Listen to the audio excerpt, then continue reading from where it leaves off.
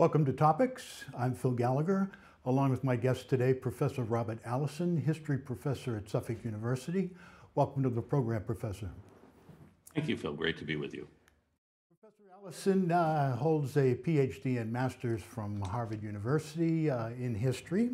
He's also written 5 books, The Boston Tea Party, The Boston Massacre, Stephen Decatur, American Hero, A Short History of Boston, and The Crescent Obscured the United States and the Muslim World. And our subject today is Professor Allison's lecture series brought to you by the Great Courses entitled The Age of Franklin, which is rather an exhaustive piece of work, 24 separate lectures from early Franklin to late Franklin. And why don't we start, Professor, with early Franklin, born in Boston to Abia and Josiah. Okay. Yes. Goes to the second grade. Let's start there. How does he get an affinity for reading and get out of the second grade as his last grade? The Latin school, yes. He could not remember a time when he couldn't read. He was always a voracious reader throughout his life. And the choices for reading material were somewhat limited. His father had a set of books. His father was a soap maker. There were about 3 or other soap makers in town, and Josiah was among the poorest because he had the largest family. Benjamin Franklin was one of, I think, 17 children to Josiah and his 2 wives. His first wife had died. But young Benjamin was always a good reader, and he read through his father's books, which he said were mainly polemical theology. And it did develop in him really a taste for exploring. And the family thought maybe he could become a minister. One brother had been apprenticed to become a printer. Another had become a mariner. That is, they were trying to find occupations for the sons aside from being a soap maker. One son does become a soap maker following the father's trade. The other sons are apprenticed off to learn other things. And I was thinking, because Benjamin is so bright, maybe he should become a minister. Now, his uncle, whom Franklin didn't really know that well, had been a minister. And they gave young Benjamin his set of sermons. And Benjamin, in his autobiography, said they were trying to set him up in trade with these sermons of his uncle. Well, it was a tithe as well by his father, right? A tithe to the church? A tithe to the church, that's right, 1 of 10. And his father was, although he was not a wealthy man, was very well respected. Benjamin remembered other people coming to consult with Josiah Franklin about various issues. And also his father would lead the psalm in the church. His father was a good musician, could play the violin. Benjamin becomes a very good musician as well. And so the family does decide to send Benjamin to school. This is the way you would become a minister. The other brothers don't go to school. Benjamin goes to the Latin school to prepare him for college. You would learn Latin. And at that time, you would enter the school and you would sit in the last row. And then as you improved, you would move forward. And at the end of that year, Benjamin is sitting in the front row. He was astonishingly bright. But then the family's fortunes take a downturn. And they're also wondering about the cost of sending him to college. So they decide to pull him out of school and put him to work. So that's the end of his formal education, but not the end of his love for learning and his reading. So he becomes a candle maker with Dad for a while, correct? That's right. He apprentices with his father for a while, really doesn't like that. And then he's sent as an apprentice to his brother, who already is a printer. In fact, at about the same time Benjamin is being sent to school, the father had helped to send his brother, James Franklin, off to London to get to become a printer. And James comes back with all of the printing equipment and sets up across from the courthouse on what is today Court Street in Boston, sets up a printing shop and starts publishing a newspaper. And Benjamin is sent as an apprentice to his brother James. And the two really don't get along very well. And James was kind of mean to him, wasn't he? Well, according to Benjamin, yes, he was. And we have much of what we know is from Benjamin's point of view. And you can see if you may be an astonishingly bright younger brother.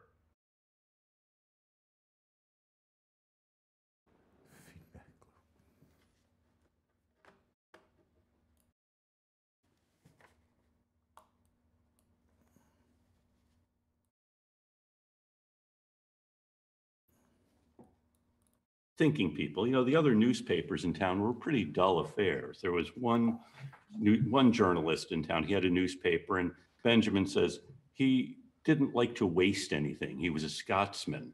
So he would let news pile up, but he would always print it. You know, a newspaper then was only about 4 sheets. And so you would have one newspaper that was mainly just a collection of old news, and another that mainly printed official documents, official edicts from the town or the provincial government. James Franklin wants his newspaper to be exciting and take on critical issues and be something people will talk about. Really models it on The Spectator, a London magazine that was a center for kind of really smart people. And so the Current tries to do that. And they really launched themselves during a smallpox epidemic in Boston. And smallpox, most devastating disease in the history of humanity. 30% of the people who contract it will die. And about every 12 or 13 years, there have been a smallpox epidemic in Boston. And this one strikes. And Cotton Mather, the leading minister in town, had studied smallpox. Mather had a microscope, and he had studied this disease under a microscope, or tried to study people's blood who had the smallpox. And Mather had also read in the Proceedings of the Royal Society of London an account from Turkey about a way of preventing a smallpox outbreak. You take some of the juice from a person who has a mild case and inject it into a healthy person. That person becomes a little sick, but then recovers. And once you've had the smallpox, you're forever immune.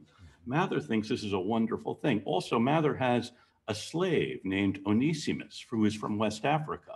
And in West Africa, Onesimus tells Mather, they do this same thing. They take the pus from someone who has the smallpox, inject it into healthy people. And he says they get a little sick by and by, then they recover, and no one gets the smallpox again. Mather thinks this is a great revelation. So he says, the next time there's a smallpox outbreak in Boston, we will do this. We will inoculate people inoculation is the term. You're taking the live virus and injecting it into people who are healthy. Well, if you don't understand the science behind it, and I have to say, no one really did, you're saying, wait a minute, you want me to inject myself with something that can kill me, but then it's actually going to make me healthy. So did James editorialize against this? He edited very much so. He says that we have this vain, credulous preacher who is trying to get us to poison ourselves on the testimony of Greek old women, Turks, Africans, madmen, and fools. And he says, what do these things have in common? The execution of Quakers in the 1660s, the execution of the witches in the 1690s, and now the self-procurement of smallpox in 1720. Cotton Mather's been behind all of them. So they really are attacking Cotton Mather, who has a great deal of weight in the town. He is the leading theological figure. So they're attacking the powers that be, but also attacking this very idea of inoculation. And during the midst of this, by the way, someone throws a brick through Mather's window with a bomb attached to it. And it says, Mather, you dog, inoculate yourself with this. And so this results in James's punishment, right? His removal. Yes. And how does that affect Benjamin? Now, Benjamin had written the do-good letters at this point, correct? Yes. So the press is shut down. It's suppressed for being seditious, libelous, attacking people in authority. But meanwhile, young Benjamin had started writing a series of essays under the name Silence Do Good. And everyone got what this is about. Silence Do Good is a middle-aged widow woman. She had been married to a clergyman, and she really loves the clergy. And she is a friend to the clergy and of all good people, and Silence Do Good is her name. Everyone knew what this meant. Mather's most famous book was called Essays to Do Good, Bonifacius. During the midst of the smallpox controversy, his daughter died, and Mather gave her sermon at her funeral and then published it.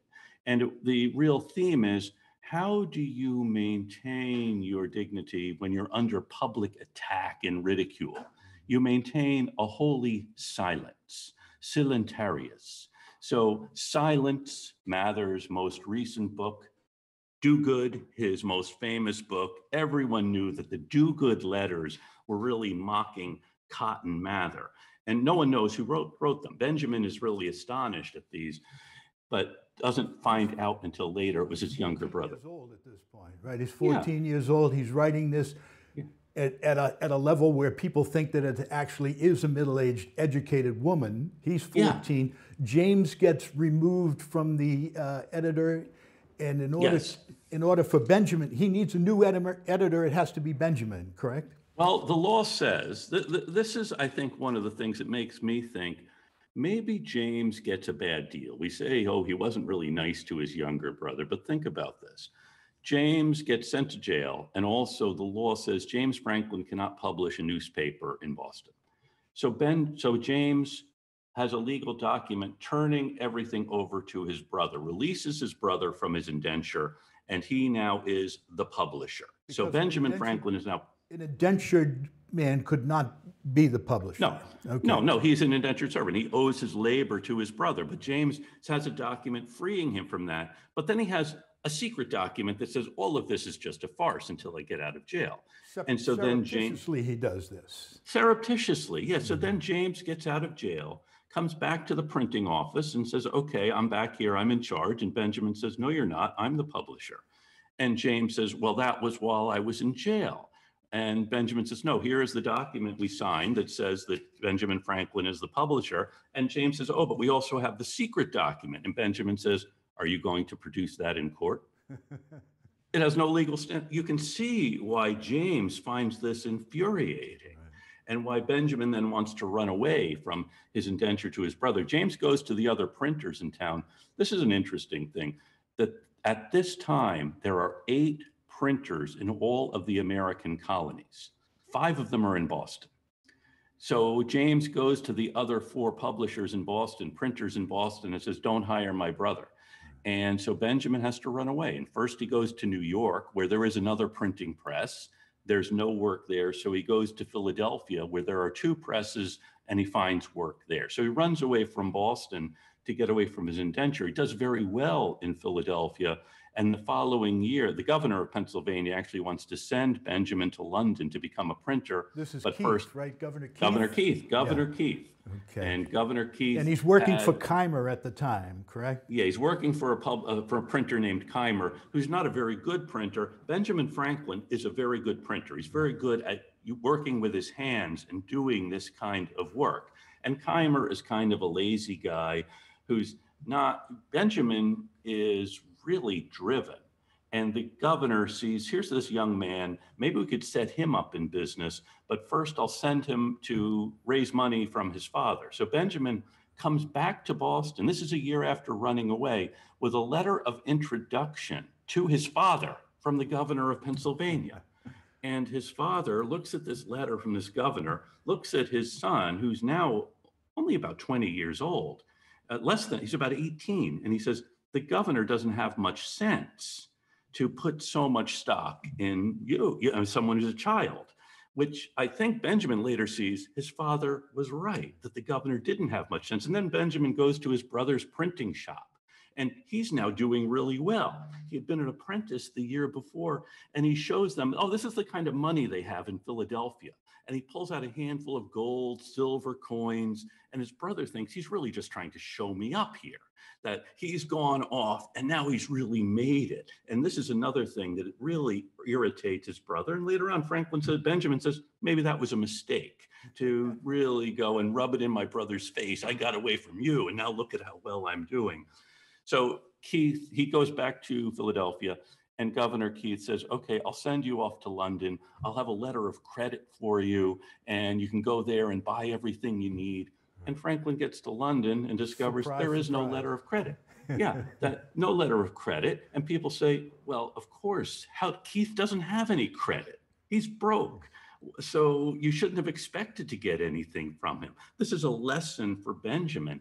And he says, the Governor Keith didn't have anything to give, so he gave promises. One of the things you get from reading Franklin's autobiography, it is in many ways the first self-help book or the first how to become successful book, but you see all of these other characters who are not Benjamin Franklin and the character traits they have that we run into all the time. Someone's going to promise you, yeah, I'm going to do all of this stuff for you, but then doesn't have anything to back it up. Right. And other characters who won't quite make it, but they're human. We can understand them. So this is the first of 8 transatlantic voyages that Benjamin makes. He gets to London, he's disappointed, but he scores a deal with Palmer's printing press. Yes. Printing house, yeah, he goes to work in a printing house in London, a big printing house. Which is one of the premier printing houses in the world at that point in time. It was. So he's learning a lot about the trade of being a printer. And he does have other ideas, like maybe he's a good swimmer. And in fact, he swims in the Thames. And he has this idea of being he's hired by an English aristocrat to teach his sons how to swim. And Benjamin thinks maybe I could travel through Europe teaching swimming. That has become a barnstorming swimming instructor. He does invent fins you can use on your hands or paddles you can use on your hands. In fact, Benjamin Franklin is in the Swimming Hall of Fame. Yes. So he's also in the Chess Hall of Fame. Correct. And he publishes a little essay on basically an attacking organized religion. And this brings him to the attention of some of the people in the scientific community in London. In fact, one of them is working on translating Sir Isaac Newton's books. And he says to Franklin, I'll introduce you to Newton, but that never actually happens. But he's there because he's broke. He landed in London. He has to figure out how to get somewhere else, either stay in London, which he could, or go back to Philadelphia. And he runs into someone who wants to go to Philadelphia and set up a dry goods business. So Benjamin signs on to go back to Philadelphia to work in this dry goods business. So he becomes a merchant in Philadelphia, Yes. but to his misfortune, his benefactor passes away and now he's back unemployed. Yeah, he's unemployed, but he goes back to the printing house. Mm-hmm. He can get work as a printer because he's a very good printer. He goes back to work for Kiemer, but he's still looking for a way to open his own business. And this is when he marries Deborah Reed. Now, he and Deborah Reed, Miss Reed, had known each other before he left for London. Right. He goes off to London and he never writes to her. Mm-hmm. She gets married while he's gone. She thinks maybe he's dead. He's gone a long time, haven't heard a word. She marries a guy who is a real jerk. And then this guy goes off to the West Indies and disappears. Right. So when he comes back, he finds she's really kind of despondent. She's kind of unhappy. And her mother had, by the way, tried to discourage the match with Benjamin Franklin, but now the mother thinks maybe I was wrong. And it's even worse for her because I think he's lodging with the Reed family. Right. And here's poor Deborah moping around because her husband had left her. And there's a couple of questions. Franklin does have an engagement with another young woman, but the family wants to get more money out of him as a settlement. And they tell him, we've heard that printing isn't really a very lucrative thing, so we want you to put more money up front. And he thinks they think we are so madly in love, we're going to get married, even though the family is saying they want more. And so Franklin says, no, I'm not going to get married to your daughter because you're trying to essentially to jack up the price. I mean, it's a very calculating thing, but he does think I really should get married. And here is poor Miss Reed. Now, she has a husband who's disappeared. He, they think, might have gotten married in London. So each side is a little wary of the other. And so they simply move in together and pronounce that they are hereafter to be considered as husband and wife. Even though they had not gone through the whole matrimonial. They don't go through a matrimonial ceremony. And then, of course, there is another surprise for Miss Reed because shortly after they move in together, so does Benjamin's infant William, whom he had with another woman. And the name of that woman is still a mystery, and always will be a mystery. Benjamin had said, 3 can keep a secret if 2 of them are dead. Right. And so he never tells who she was. She never tells that she had this child probably out of wedlock. She probably was married to someone else. And so William then is raised by Deborah and Benjamin as their child. Now, it turns out to be a very fortuitous relationship for him as his business grows. Yes. He does very well. He takes on a number of different things, including the Yes. almanacs, Yes. etc. Let's leap forward to that, the almanac, the production of that, and how Yes. it then segues into the post office. So there already were a number of almanacs being published. This is a yearly compendium. You would have tide charts, moon phases, weather, other things you needed to know. You know, the weather is really just kind of a wild prediction. But the other things, moon phases, sunrise, sunset, these are things you would need. Also distances between different places, where the various courthouses are. And the main almanac printer in the country at the time was a guy named Titus Leeds. And Mr. Leeds, by all accounts, well, again, most of what we know comes from Benjamin Franklin, but there are other people who can corroborate this. He sued a lot of people. And an almanac, you know, you're printing several thousand copies that people are going to buy. So it's a steady source of income. And Benjamin Franklin, now has his own printing office, wants to get into the almanac business. So the first thing you need to do is come up with all of these charts and things. But then the second thing, you have to print it. And you also have a lot of space to fill in with things. So he creates another persona who is going to publish the almanac. Richard Saunders is the printer. And Richard Saunders, he's a poor man, but his hobby has been compiling these astrological charts, astronomical charts. And he begins the first almanac, I think it's in 1734, saying, I've been having a long-running disagreement with my dear friend Titus Leeds, who also keeps an almanac. And Titus Leeds, I've thought about publishing an almanac, but I don't want to cut into his business. However, on October 13th at approximately 4 p.m., Titus Leeds is going to die. So now I think I can publish the almanac. Now Titus Leeds has said, no, he's actually going to live until the end of October. But at any rate, we know he's going to die. So I can now start publishing my almanac, and I hope you'll buy it. And he also has these little squibs and funny jokes. He has something for everyone, the moral lessons, the jokes. And people read this. He's saying Titus Leeds is going to die. They think this is pretty funny. So people are buying up this almanac. He has to print another edition of it. And people find, one person who does not find this at all funny is Titus Leeds. And Titus Leeds' almanac begins by saying, this Richard Saunders is a buffoon. We've never had any conversation about me dying. In fact, I've never even heard of this guy. So Titus Leeds gets very angry. Well, Richard Saunders the next year says, well, this certainly proves that Titus Leeds is dead, because the real Titus Leeds was a gentleman who would never use such abusive language about someone like me. So this is proof that he's dead. Of course, the market for Titus Leeds' almanac falls off. Poor Richards takes off. He earns $10,000 a year. In our equivalent, that would be the equivalent of about $100,000 a year now for this almanac. It's a steady source of income. And he publishes it for the next 25 years. And then after about 25 years, he turns his print. Another thing Franklin had done was apprentice other guys to become printers. Right, he's in the Franchise Hall of Fame too, is he He not? said he should be in the Franchise Hall of Fame, because, okay, so now you've apprenticed with him, and then he'll say, okay, you're not going to be a printer in Philadelphia. Why don't you go to Charleston, South Carolina, and I'll help set you up in business, and then you'll every year pay me to help pay back the loan. So by the end of the 1740s, as I said, there are about 8 printers in the country in 1720. By the 1740s, there are several dozen printers, 30, 40, 50 printers in all of the North American colonies, most of them trained by Benjamin Franklin, or in some cases, they are the widow of the printer that Franklin trained. And they all get the same kind of type. Caslon type is the font they get. So in that case, if one person has a huge contract to print books, too much for one printing house to do, they can share the work.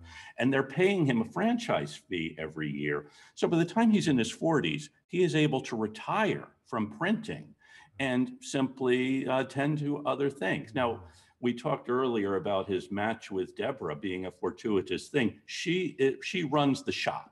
He does the printing behind the scenes. She is in the shop selling stationery, books, other things. And she is a very hardworking, very clear-headed person too.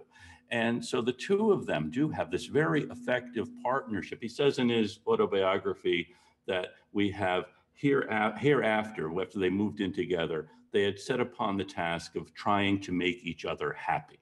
And it is a fortuitous match. And Franklin is a very shrewd businessman, which poor Richard wants us to be. That shrewdness includes the post office in that yes, it would be the major way that he would distribute and disseminate the Almanac and his other pamphlets, et cetera, throughout the country at the time. yes. How does he get that post? Well, he becomes actually the deputy postmaster. The real postmaster is in London, but Franklin and another fellow here get the contract to be the deputy postmasters. And there really isn't a post office at the time. You know, you would have someone, okay, you know someone who's heading toward Philadelphia, give them a letter to take along. Franklin sees we really need to make some sense of this. How much should it cost to mail something? That should be calculated by mileage. So he sets out to measure the mileage between different places. He has a stagecoach essentially, and he sets an odometer on the wheel. And then every mile you can say, okay, here, we'll put a milestone. And you have then along these routes, mileage markers. And the mileage markers become important places for people to put inns and taverns and so on. It's a way of making sense of this, the eastern part of the continent and how you get from one place to another. And it does regularize, not only sending letters, the much more important thing is sending books and newspapers and almanacs and other things. So you can set up this communication network essentially across Eastern North America. And it's quite a lot of work. He winds up remaining the postmaster until he's dismissed in 1774. Oh, that's a spoiler alert, Professor. We don't want to go there yet. Okay. I do want my producer to come in for a minute because we're not even a quarter of the way through our materials, so I want to do an hour if that's okay with them. That's fine. So that's fine with me. If it's okay with you, yes. Okay. If we could, now he's done very well. He has the Junto, which is essentially Yes. the Chamber of Commerce. Let's talk about the impact that he had from a municipal standpoint, from a civic standpoint in the city of Philadelphia now that he's a retired gentleman. Well, he already had this knack for civic improvement. I think one of the ironies of his fight with Cotton Mather is Franklin then brings to Philadelphia a lot of the similar ideas to what Mather had been doing in Boston without the religious underpinning. The Junto, which you mentioned, this is a group of young tradesmen like Franklin. In fact, he starts it when he's still an apprentice. But these are young guys who work with their hands. There is a silversmith, there is a tinkerer, a guy who works in tin, and there is Franklin. I think there's a glassmaker. And they all are interested in ideas and things. So they get together every week, and Franklin will propose questions that each one will then have to come up with an answer. These are philosophical questions. The word scientific wasn't in vogue yet, but natural philosophy. So they really are thinking about how to improve things. What is something we see that can be improved? Things like lighting the streets, keeping the streets clean. That is very practical things. And so the Junta, Chamber of Commerce is one way of putting it, but they're really not leaders of the business community. These are guys who are working for people who are in the business community. And they also start a lending library. This is actually the first one in the country. They say, hey, I can afford to buy some books, you can afford to buy some books, but if we all put our books together, then we can borrow each other's books. And now, as a printer, of course, Franklin has access to books and wants to print books. They actually lease a room in one of the taverns in Philadelphia to keep their books so that then they can borrow them. This today is the Library Company of Philadelphia, which is the oldest library in the country. So he starts a library. He also wants to help start a hospital. And another great thing you learn from the autobiography is the how-to section. How do you go about raising money? And Franklin wants to help start a hospital. And so he goes to someone who gives him really good advice for raising money. Make a list. Everyone you know is going to give to this, and you go to them. Then you make a list of people who might and go to them. Then make a list of the people who won't give and go to them, because you never know. So he makes it sound very easy.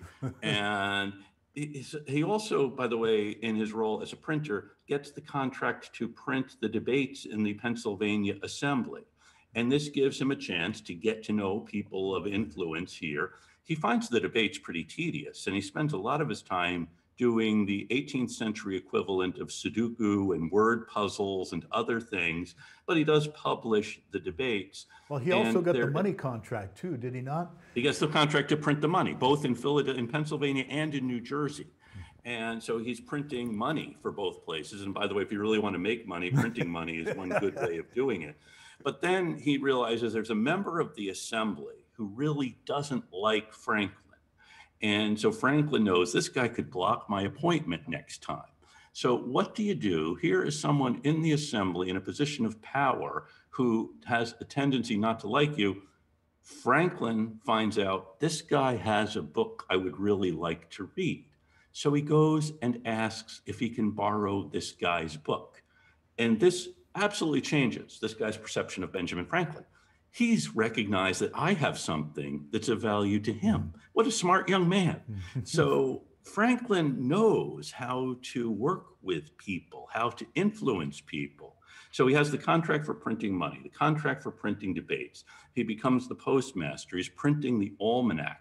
He is very busy, and people see him being very busy. In fact, he makes a point of this in his autobiography. And also, even though he is becoming quite wealthy, he's not showing it. When he goes to pick up paper from the paper warehouse, he goes with a wheelbarrow. People see Benjamin Franklin, taking his paper home in the wheelbarrow. And he writes about his wife one day deciding he should have a silver spoon to eat his porridge with. And he's not going to show off. And this is another facet of his personality. You want people to see you busy, not simply showing off. It's one reason, by the way, he writes his autobiography, which stresses his humble beginnings. It's really written for his son, William, and his daughter, Sally, because they've only known life as the children of fairly privileged, a fairly wealthy guy. He wants them to see where he came from and what made him, and hoping that they will do the same, hoping all of us will do the same. It doesn't matter where you begin. That doesn't dictate where you end. Now, he also had a sort of a military career in that he actually financed, I think, an effort. He started the fire company, I believe, in the fire company is another great innovation. You essentially start a it's fire insurance. He is considered to be he should be, I guess, in the Insurance Hall of Fame. By the way, Phil, we're making up new halls of fame that should be started if they're not. So hope you're keeping a list. So he also, now let's talk about him and religion. He was brought up, essentially, he was a Presbyterian, but his family were basically old Boston Puritans.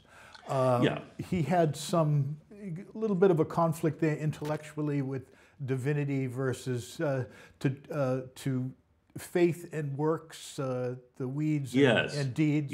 Tell us about that, and then the Meeting House and George Whitefield.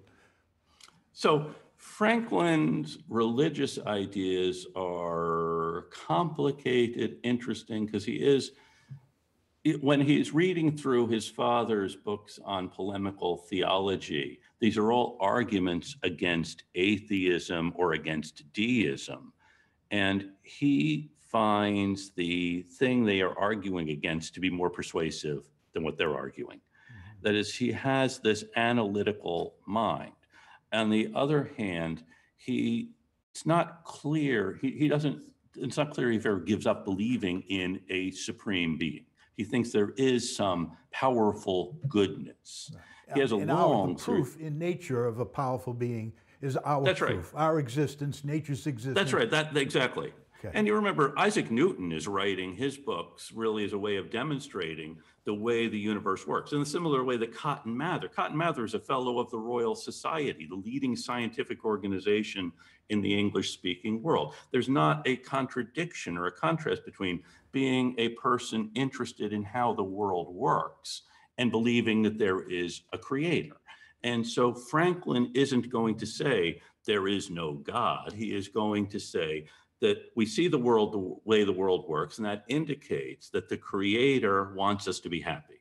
And that without revelation necessarily.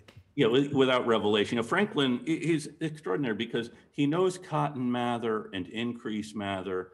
He also, at the end of his life, becomes a friend of Voltaire and also a friend of David Hume, probably the leading Scottish freethinker, and also George Whitefield. So he counts among his friends Voltaire, Hume, and Whitefield. Whitefield is a great evangelist, an Anglican minister who comes to America to raise money for Georgia, the orphan asylum in Georgia. Powerful speaker. And he doesn't have a pulpit in England, so he speaks in the open air. And so he travels through the American colonies in the 1730s, 1740s, speaking in the open to huge crowds because he is such a spellbinding speaker. And Franklin goes to hear one of his sermons in Philadelphia, and Franklin realizes that Whitefield is going to end this with a collection, that is to raise money. Franklin says, okay, I'm not going to give him anything. And he says, then Whitefield says something, and Franklin says, okay, I have some copper coins in my pocket. I'll give him the copper coins. And then something else. Well, maybe I should give him the silver too. And then something else, the plate comes around and Franklin empties his pocket into the plate, gold, silver, copper, gold everything. Pistoles. but on the other hand, he also says he goes to hear Whitefield one day, and Whitefield is speaking on the steps of the courthouse in Market Street. And Franklin wants to see how many people could hear him. So Franklin walks to the back of the crowd, and then he walks all around the perimeter of this crowd. How far can he still hear Whitefield's voice? And then how big is this area? Then how many people could fit in this area? And I don't think Whitefield would have been impressed later that evening when he comes. He's staying with the Franklins, and Franklin says, you know, I calculated while you were speaking that probably 20,000 people could have fit into that space to hear you. That is what Franklin gets out of this, is how many people can actually hear the sound of Whitefield's voice. And Whitefield is, as I said, he's traveling through the North American colonies. By the way, Benjamin Franklin gets the contract to print Whitefield's travel journals. Very lucrative thing. Another printing house gets the contract for his theological journals. But Whitefield writes to him and says, I will be in Philadelphia, and I would welcome a chance to stay with you if you will offer your hospitality for Christ's sake. And Franklin says, give credit where it's due. I'm offering it not for Christ's sake, but for your sake. Now, Whitefield gets in a little bit of trouble as a plagiarist, does he not? Yeah. You know, Whitefield does speak very well, doesn't really write as well. And it's not Whitefield, it's another minister in Philadelphia who does this. The minister in the Presbyterian church. And by the way, Franklin doesn't often go to church. In fact, Sunday morning, it's the one time he has for his experiments and other things. The minister comes to him probably comes to him several times and says, how come you're not coming to church? And Franklin says, well, once he did go for 5 weeks in a row. And he said, but the minister never talked about anything other than why you should be coming to the Presbyterian church. Now, another minister, it turns out he is giving these wonderful sermons, but someone buys a set of sermons by someone else and realizes this guy is plagiarizing them. And so they want to fire him. Franklin defends him. He says, look, he's a good speaker. He's not that good at writing. So he's taking something that is good. And he does notice with Whitefield that the sermons he's given time and time again are really very compelling. But when he's working with new material, he sometimes stumbles. You know, it's the challenge that someone like Whitefield has, anyone who is a minister, where you have to speak every week. You know, unlike, say, a college professor, what we say is always new and novel. But, you know, well, you have to say the same thing week after week. The assistant Presbyterian minister is the one who got in trouble for the plagiarism, correct? Yes. But Franklin then, and Whitefield's having a problem finding places to preach from, right? The two of these. Yes, exactly. Okay, exactly. Franklin defends the assistant, and that leads us to the meeting house. Tell us about the meeting house. So A lot of the established churches didn't like the itinerant ministers who would come through, whip things into popular enthusiasm. And also, you go to one of Whitfield's mass meetings. Why would you then on Sunday go to your fairly mundane Presbyterian or Baptist or Quaker meeting house? And so Franklin decides, because Whitfield is trying to find places to preach. In fact, Whitfield is actually buried in Newburyport, Massachusetts. He died there, and he's buried actually in the church in Newburyport. But Whitfield is coming, and the other ministers say, we're really tired of this guy preaching in our churches, so they're not going to allow him to preach. So Franklin launches a campaign, a successful campaign, to build a meeting house that will be open to anyone of any denomination who wants to come and preach, or other civic meetings. So he built a non-denominational meeting house in Philadelphia for the purpose of letting itinerant ministers like Whitfield come through and preach. It's quite an astonishing undertaking. And I think we can see now, looking back, that the very big lines that existed between these different denominations are beginning to break down in Philadelphia, because you do have this religious diversity in Philadelphia. There's even a Catholic church in Philadelphia. And a synagogue was in, There's unlike Boston. A synagogue, yeah. Right? Yeah. Sure. And so people will choose, okay, I like this guy's preaching better, so I'll go hear him. Or I like this one, this church is closer. Or what happens when the children start marrying from other denominations. You see these lines breaking down. And so creating a non-denominational meeting house is really a forecast of what is going to happen with the strict religious lines that had existed up to this point. Now, that meeting house ultimately turned into what as history went forward? I'm sorry, do you know, Phil? Yes, I know. Okay, why don't you tell us? No, they're not here to listen to me. Was this the academy? Was this the academy? Yeah, it turned into the University of Pennsylvania, did it not? Yeah. So it turns into the academy, which becomes the University of Pennsylvania. So still around. So Franklin does create that. Interestingly enough, they want to find a person to be the first president of this, and the guy they hire is a guy named James Allen. And James Allen becomes probably Franklin's biggest public enemy over the course of his career. And then when Franklin dies, Allen, who thought that Franklin was really just a showman and didn't like him. Allen, by the way, is more supportive of the Penn family than of Franklin. He recognizes I can gain more by being an ally of the Penns. They were proprietors of Pennsylvania territory. They were the proprietors. They owned Pennsylvania. Allen gives Franklin's eulogy in 1790 when Franklin dies. And he gives this glowing tribute to Benjamin Franklin. And it's either Allen's son or daughter, knowing how he really felt about Benjamin Franklin, says to him afterwards, "Did you really mean all of that?" He says his father just smiled. No, of course he didn't mean anything. Before we go into the Philadelphia experiment, which really is Franklin's international coming out event, let's go back to Cotton and Increase Mather in the smallpox inoculation.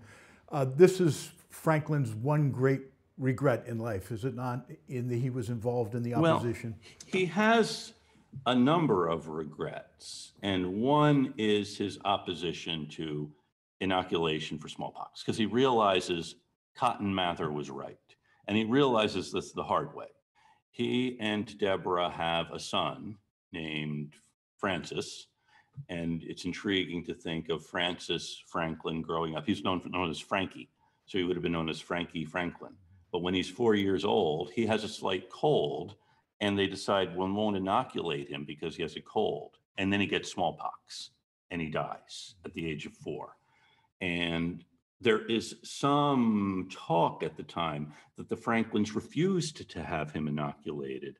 And Benjamin and Deborah publicly say, the only reason we didn't was we thought he had a cold, and they regretted it. So the real regret is, and so he puts this in his autobiography, saying we put this for parents who worry, if my child gets smallpox from the inoculation and dies, then we will regret it. He says, well, they could very well get smallpox the natural way and die, and you'll have an even greater regret then. So yeah, so that is one of his big regrets. And then later on, he's not entirely happy with the two surviving children. It's not clear they would be entirely happy with him. So he kind of idealizes, the 4-year-old Francis, who died in 1736. And by this time, Franklin, by the way, I mentioned his first trip back to Boston, and he also goes to call on Cotton Mather. And Mather sees him in his study, and then Franklin tells this story many years later about Cotton Mather showing him out of his house a different way. And Benjamin is walking, facing toward Cotton Mather, and Franklin's walking backward as Mather is still talking to him. And Franklin is trying to remain engaged with this old man talking to him. And then suddenly Cotton Mather says, "Stoop, stoop." And Franklin doesn't know what he means until Franklin's head hits a beam that crosses over this passageway. And Franklin says, he was a man who never missed an opportunity of teaching. He said, "You are young and have the world to go through. Stoop often as you go through life, and you'll save yourself many hard thumps." So let's now talk about all during this period, as he's growing in his business. He's involved in with a collective, a number of people in that area, in the Philadelphia experiments. We've only got about 9 minutes left, so I'd like to touch on that. Yes. And then also go to, I think, Franklin in the cockpit, which is really where he says it's the turning point where he becomes a revolutionary. Sure. Okay. Franklin's actually on a visit to Boston, and his doctor from Scotland is in Boston showing off his experiments with the electrical fluid. And what this guy would do is have a 9 or 10-year-old boy he would suspend from the ceiling. By the way, in Boston, you could not have theatrical performances. You could have a moral lecture, and Dr. Spence is giving a moral lecture on how to cure eye diseases using the electrical fluid. So you suspend the boy from the ceiling, you have a glass tube you rub with a piece of wool, and then you touch it to the boy's feet, and sparks shoot out of his eyes. It doesn't cure any eye diseases, but it makes for a great show. And Spence sells Franklin all of his apparatus, and Franklin takes it back to Philadelphia. At the same time, one of his contacts in London sends him some things that are being written in Europe about the electrical fluid. In Europe, there are small groups of these guys who are experimenting with how you make sparks and then what you do with them. And Franklin and his friends, remember, he's just retiring from printing. He's looking for something to do. They start experimenting with this. And then every year, Franklin will write up what they have done and send it off to his friend in London, who then prints these. And he calls them the Philadelphia Experiments. And they do all kinds of things that the guys tinkering around in Europe haven't done. And Franklin develops a number of names for things. A place where you store a lot of this electrical charge, Franklin calls a battery. And the fact that sometimes the charge attracts and sometimes it repels, he calls those positive and negative. And even these guys who are experimenting with the electrical fluid, he calls electricians. And he also thinks, and one of the big mysteries, we see these sparks we create in these experiments, and they do things with it, like they stop usually in May. In the summer, they don't want to be inside tinkering and it's too humid. So they'll have a big celebration in May showing off what they've done. They'll have a barrel of spirits on one side of the Schuylkill River. And then on the other side, they will set up the electrical charge. They'll send the charge under the river and it'll come up and ignite the barrel of spirits. Franklin's disappointed. They can't quite figure out anything else to do with these other than make these kinds of interesting demonstrations, but he's writing out what they do and what they've learned from this. So he's really setting a scientific protocol for how you do these experiments. But he also thinks, okay, we see these sparks, and then we see a lightning storm, and we see lightning. Is lightning electricity? And the real question isn't so much, is lightning electricity? But is electricity a force that exists in everything? Is this the force that holds the universe together? What exactly is this force? And so he thinks if you have a church steeple tall enough, you could put a sentry box on the top of it and run an iron pole up, because we know iron attracts an electrical charge if you're doing this in your workshop. And then you can have in the sentry box, you'll have a guy who then can collect this electrical charge into a Leyden jar. And this is a jar, one of these tinkerers in Holland, in Leyden, had created this jar, which Franklin names the Leyden jar, because that's where it comes from. By the way, it's still a term you would use for it. And you'll collect it, and then you'll see this actually is electricity. Now, the problem he has in Philadelphia, there are no church steeples that tall. He grew up in Boston, where there are plenty of church steeples. Christ Church in Philadelphia is in the process of building, and Franklin contributes to the building fund and says he wants a steeple to be so high. I don't know if the minister knows why Franklin is so much interested in how high his steeple is going to be. It's the most interest Franklin had shown in this particular church. But Franklin writes up this description of how you could prove this. It's published in Europe, again, a Philadelphia experiment, and people in Europe start trying this.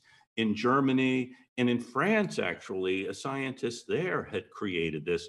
He is working in opposition to the prevailing scientific community in France are all followers of René Descartes, who believed that there were these clouds that surrounded things. And the scientist in France who's following this experiment is a Newtonian who doesn't believe in the vortexes of Descartes. But they're doing this in Europe, and they're proving that this actually is electricity, because this guy in Philadelphia had so shown us how we can prove this. Now, Franklin is thinking, he doesn't know these experiments are going on in Europe in this particular summer. So he thinks maybe I can try it with a kite. So one Sunday morning, when there's a thunderstorm approaching, he and his son, William, who's now about 20 years old, go off to fly the kite. He doesn't tell people I'm doing this, because if you're a middle-aged guy and you and your 20-year-old son are going to fly a kite when there's a thunderstorm approaching, they're going to think you're a little wacky.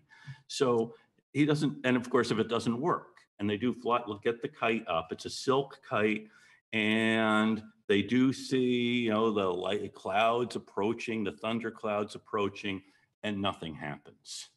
Boy, what a dud this is. And then Franklin sees the fibers on the string are starting to stick out. And then there is a lightning charge that comes down, and he sticks out his knuckle and he gets zapped by the electricity. And then he has a Leyden jar. Ultimately, all of these experiments are proven. He ends up with the Yes. Copley Medal from the Society. Yes. He gets a Harvard doctorate. He gets a Yale doctorate. Yes. Let's let our viewers discover that on their own. Let's talk about the Townsend Acts, the leaking of the governor's letters, and Franklin in the cockpit. We have 2 minutes and 40 seconds. Go. Okay. So in the wake of the Boston Tea Party, news reaches London about the destruction of the tea. At about the same time, Benjamin Franklin had arranged to have the Privy Council have a hearing on whether Thomas Hutchinson should be recalled as governor of Massachusetts. Now, Franklin earlier had leaked letters from Hutchinson to various officials in London that had absolutely ruined Hutchinson here in Massachusetts. There's a demand by the Assembly for his recall, and this is what Franklin had wanted. This was back in the spring of 1773. It takes about a year to get this hearing before the Privy Council, which happens 2 days after London learned about the destruction of the tea. No one in London really was interested in what the people of Massachusetts thought about Thomas Hutchinson now, because they've destroyed this tea that belonged to the East India Company. And Alexander Wedderburn, the Solicitor General of England, knows who to blame for all of this trouble: Benjamin Franklin. Franklin had hoped that by removing Hutchinson and replacing him with someone else, they could absolutely save the empire. But everyone knows this is going to be a real spectacle. This room is packed. The prime minister can't find a seat.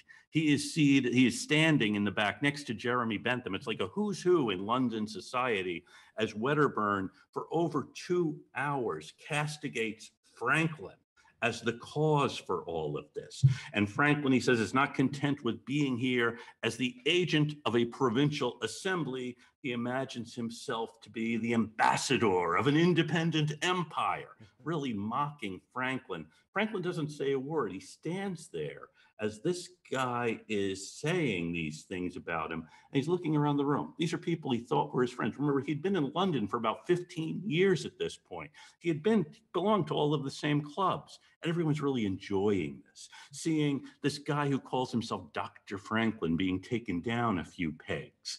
And he realizes, he said he'd come into the room hoping they could save the empire. He leaves thinking the empire is not worth saving. This is what turns Franklin into a patriot. And he wore the same blue velvet suit at Wedderburn's right. Privy Council. That's right. At the signing of the peace. Unfortunately, we've run out of time. You can get many more hours of discussion in this lecture series available from the great courses. I'd like to thank our guest, Professor Robert Allison. Professor, thank you very much for joining us. I appreciate it. Thank you, Mr. Gallagher. Have a good evening. You too.